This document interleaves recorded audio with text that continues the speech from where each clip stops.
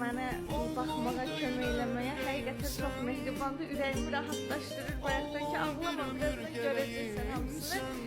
Nəysə, gedirik, hazırsınız. Çıxırıq daha. Hələ yox, baxın, ora iyi rahat. Oldum da yüner yüreğim sen. Oldum bir ömür gereyim sen.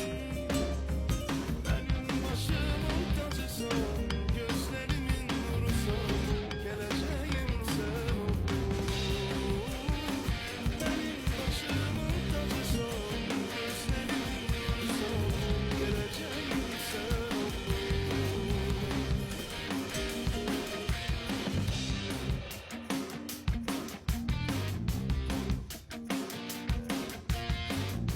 Yaptırıyor böyle. Benim haberi yok. Hoş bulduk bebeşimiz. Ofeyle beben geldi. Oteliydi.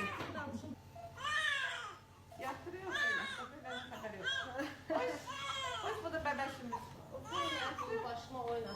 Uşaqlar, mən biraz da yatışdıraydınız da, nə olardı ki, elə bil tez durğuzmusunuz. Arkadaşlar, valla mənlik dölmüş, psixologiyam qaldırmadı oyaq qalmağı əməliyyatda. Özümü öldürdüm ki, məni yatışdırın, mən durmaq istəmirəm, oyaq qalmaq istəmirəm. Bəbəşimi də görə bilmədim. Biz gördük narahat olma. Nə vaxt Göreceğim. görəcəm? Danışalım. Nə vaxt görərəm? Göreceksiniz. İndi Narahat gedəcək olmayın. o tərəfə. Şah da sənin yanında olacaq. Bir sağda Heç gene çıxışımı görə bilmədim. Gidelim. Amma ki, yəni inanın ki, o Geçek kişi ölçek bir balamız var. 3 kilo 200. Her şey güzel. 3 kilo 200. Tertemiz. Gece balaşladı.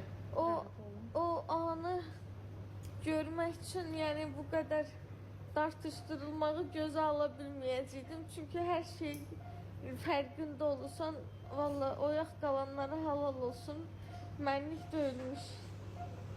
her şey kayacaksın. Narahat olmayın. Her şey yaxşı. Yok.